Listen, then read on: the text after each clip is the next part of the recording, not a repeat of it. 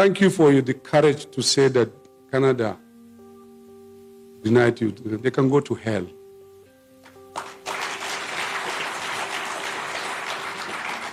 Even though it's painful, it's disrespectful, but we are people. We are strong. And I agree with you. We have to fix our country. We have to do it well. Yes, this disrespect is too much. So, yet is another reason why we work hard to make Nigeria work and be respected. NSA Nuhu Ribadu. Should Canada go to hell for real? Mr. Ribadu. Should Canada really go to hell? Officer Ribadu. Should Canada actually go to hell? Was that a response from you or an outburst? Was that a reaction or you are just grandstanding? Did you mean what you said or did you say what you mean? Was that something you had opportunity to ventilate, to roll it over in your mind? Or was it a situation of spontaneity? Are you were offended by Canada, right? You have every right, sir, as the NSA of a sovereign country. But did you give that statement a thought before you uttered it? I believe you have every right of response as a Nigerian. But was it in your place to make that response at the forum that you did? No country is bigger than any other country. No sovereign country is bigger or better or mightier. Okay? Now, as the NSA of a sovereign country, Nigeria, you cannot tolerate what the Embassy of Canada did to our senior officers. But was that your best reaction? Is that our foot forward? Is that on behalf of Nigeria? Was that even a good foot? Not to talk of the best foot forward in that situation for somebody that is a very experienced, brilliant, fantastic, and outstanding officer like you. Was that spontaneous? Was it spontaneous? Is this something that happened on the spot or you spoke off the curve without having the opportunity to think over it? Did the NSA hint you or not? Did he? I mean, even if it wasn't an official memo, did he even hint you because you guys must have been sitting together around the same high table or in the front or proximally or at least maybe exchange greetings? Did he hint you that, NSA, this is what we experienced from Canada and probably you might have been shocked that day. Did the chief of army staff hint you informally or was there any formal communication? Did he tell you, did you catch a wind of it the moment they got that rejection or sometimes afterwards? Because some things could have passed through your office or nothing passed through it if it was just that, it wasn't a long time because he said it was an opportunity for him to be at that event because they rejected. What was the time lag? What was the time duration between when the rejection happened? Were you privy to that information at all? I know that you are not the Minister of Defense, sir. You are not. You are not the one that was directly impacted by that refusal. But as the number one intelligence man in the country, and on whose table the buck stops, sir? Were you privy to that information I'm asking, or were you hearing it firsthand from the chief of army staff when he let out the cat out of the bag on that podium? Did he update you just for your information in a memo, or did he give you a call and say, this is what we got, this is the kind of reaction, this is the way we were treated by Canadian embassy?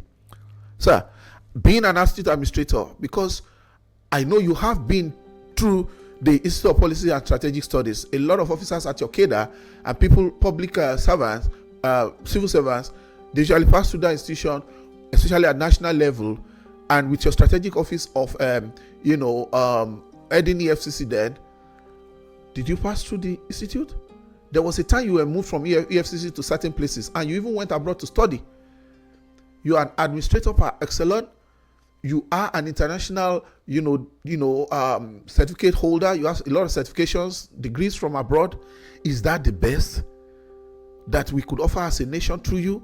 If you took it upon yourself to say it, and was it in your place? Are you would it have been another government authority other than you? Even if it was an intentional thing, would you have said that if it was within Nigeria, would you have still said that to someone in Nigeria, go to hell?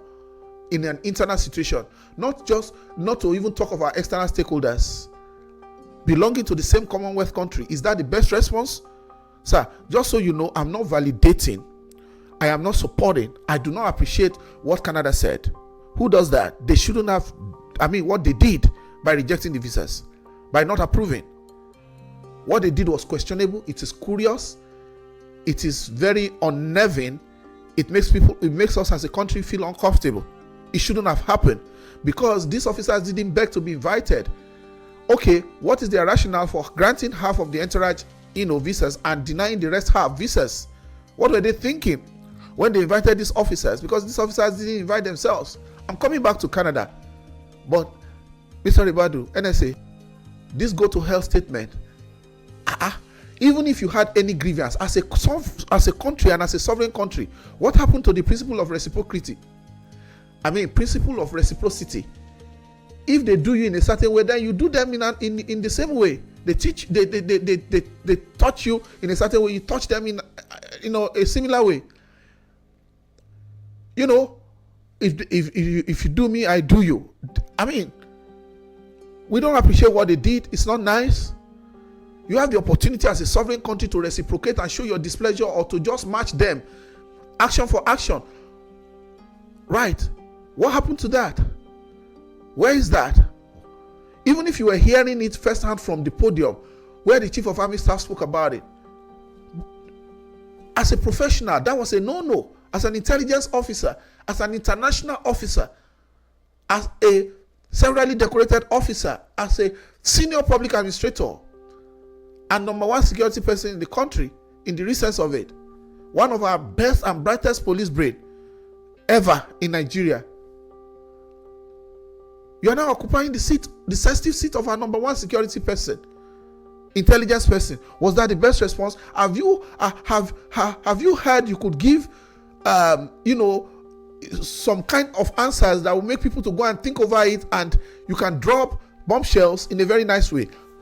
I had someone tell me sometimes ago, jokingly, what I know now about diplomacy. He said, do I know what definition of diplomacy is? I said, I can open the dictionary. I said no, and I can say it in plain English. He said no. Let me tell you, diplomacy is when you tell someone to go to hell and they look forward to it. Can you hear that? Diplomacy is when you tell someone to go to hell and they look forward to it. Now, you could have said go to hell, sir. What it means is that you shouldn't have told them in plain words like that, in a kind of country to country situation. What it means is that you can tell a person to go to hell, but not in plain words. You are going to say it in a nice way that they will not miss the message, but you will still you pass that information, you pass that communication. They will even be pleased with it initially, until they roll it over in their mind and see that, oh my God, this guy threw a jab at us. Before they realize that you are even telling them something that is very, very strong in a very, very nice way, in a palatable way. That's all it means.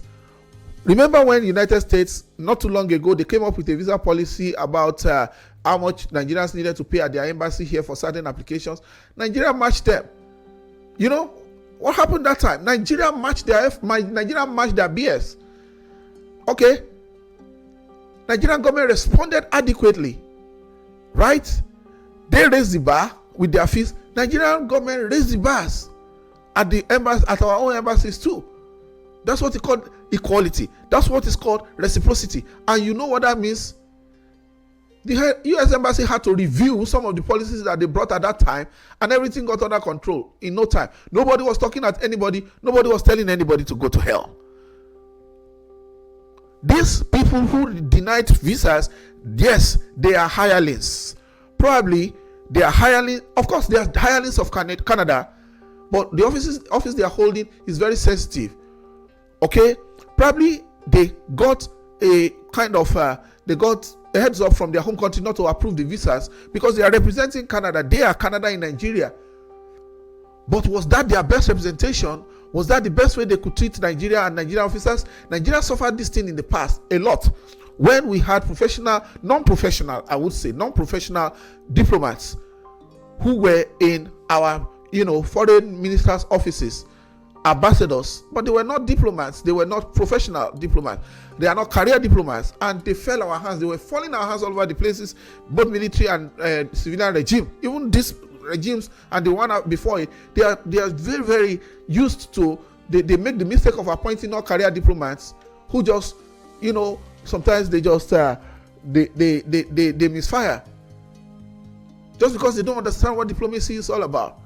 But when you look at the work of the career diplomats, then they were the people that were able to keep the country going, and they saved the country from a lot of diplomatic, issues just because of their experience. Even in the days of when Nigeria was considered as a pariah state, for most people, it's a political appointment for them. It's just job for the boys, and it wasn't in the best interest of our country. Right? They are not our best material, and they made matters worse. Right? But now, look at what you just said. Okay? In this period where everybody is at peace, when these two countries are not at war, they did what they did. It's not right. Mr. Ribadu, Canada should go to hell. Did you think you were talking or to people within Nigeria among we? You knew where you were.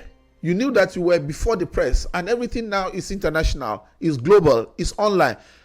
Or did you not realize where you were at, or where did you think you were at? Were you talking to private people, or was that place close to officers' mess that said that you said some things just among you yourselves and the officers on the lighter mood?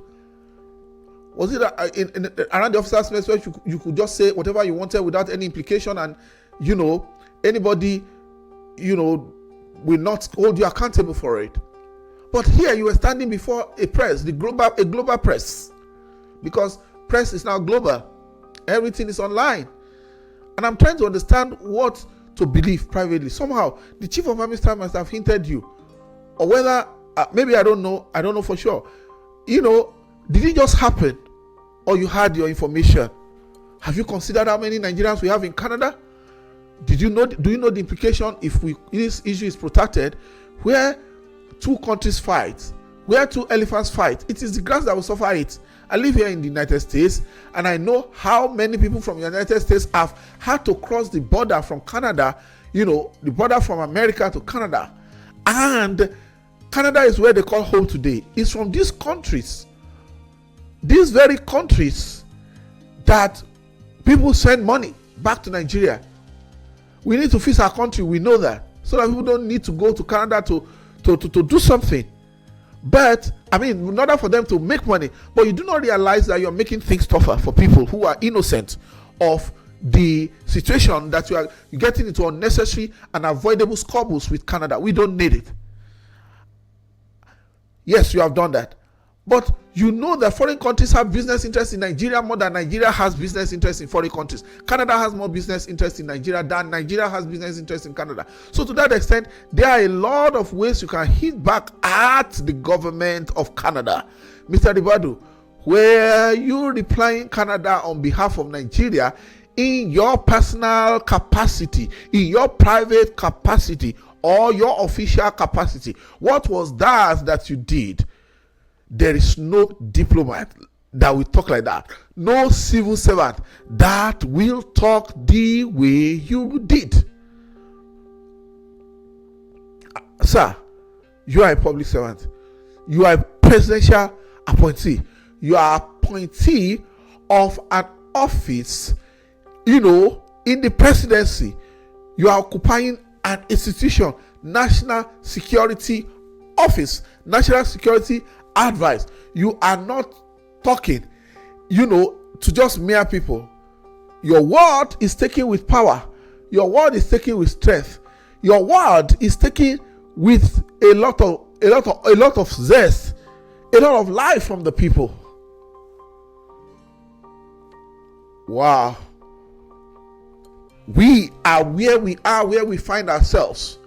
But dear Mr. Ribadu, the Ministry of Foreign Affairs is there. You could have left them to do their job. We have our embassies, we have our High Commission or whatever in Canada, and it could have even been some from the presidency other than you. You could have added more tax, sir. Canada, it's not too big to tell Canada to go to hell, because indirectly they told the officers to go to hell. But then, do you have to say it in English like that? You know, as a national security advisor of Nigeria, what happened to diplomacy? Anyway, I don't know, Mr. Ribadu, what did you just do? Canada is not bigger than Nigeria. You are not supposed to create and complicate problems for people who are innocent of what is going on because it's not in your place. To make that kind of statement, the Ministry of Foreign Affairs, like I said, and the other government agencies that are responsible could have given a better official response, better plan and well thought out. If the army was denied, probably they can communicate between themselves, because they were asked to apply. They didn't just apply. There should be some level of communication officially, not to come to the public and say that. Was that like an ultra virus? Was like overstepping your role? A kind of ultra virus, like the lawyers will say, of stepping out of your jurisdiction to respond to something that is national unofficially, and in an offhand way, something that is critical and is very, very delicate for this country.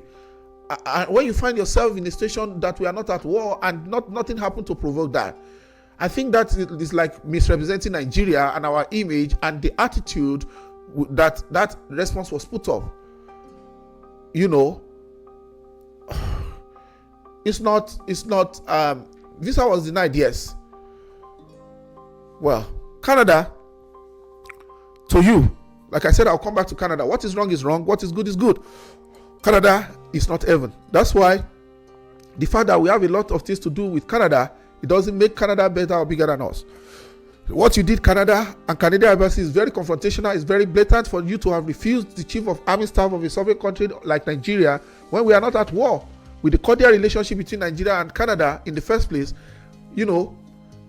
Canada invited them. They didn't invite themselves. And you refuse to process the visa for the rest when you have processed for half. What is that? It marks insult. It's insult, and it's first insult. So you are the first to hit. You gotta wait for it, because you will be hit back. Right? It's not right. It's not appreciated. Canada should know that forever, for whatever reasons, you shouldn't have made the people to be interested in the program at all to come to your country. And now you embarrass them with denying of a visa. Yes, a lot of Nigerians have been calling for visas to be denied to government authorities, to government functionaries in the past. For yes, people in Nigeria have been clamoring that those who stole from Nigeria, those who misgovern Nigeria, those who mismanage the country, they see them as Nigerians' problem, and they do not want foreign countries to give them a safe haven. Yeah, I really know that a lot of Nigerians will be happy that it happened. Of course, especially to a high-ranking person like the chief of army staff, chief of defense staff. That's the truth.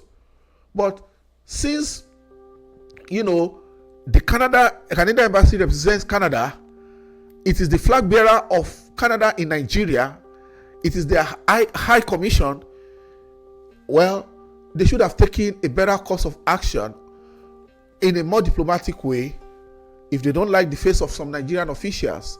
But if this is the beginning, if it's just a sign of things to come, maybe this is what they will keep doing to government officials. Nigerians, a lot of Nigerians will really be happy about it, right? Because that's what they have always asked for.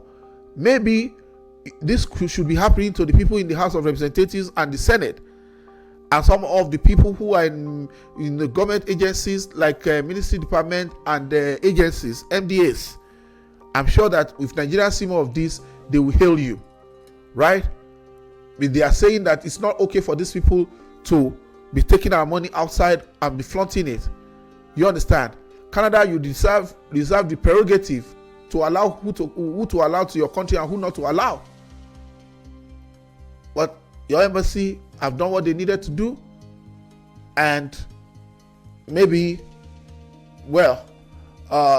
you should go for people that are doing things against the interests of Nigeria. People are reading many stories that it might have to do with what the Chief of Defense Staff came to say recently concerning some foreign aid agencies and their activities in Nigeria, and how it is impacting negatively on the fight against insurgency and all those terrorism in Nigeria. I know a lot of Nigerians don't see a problem with this. It's something they have always talked about.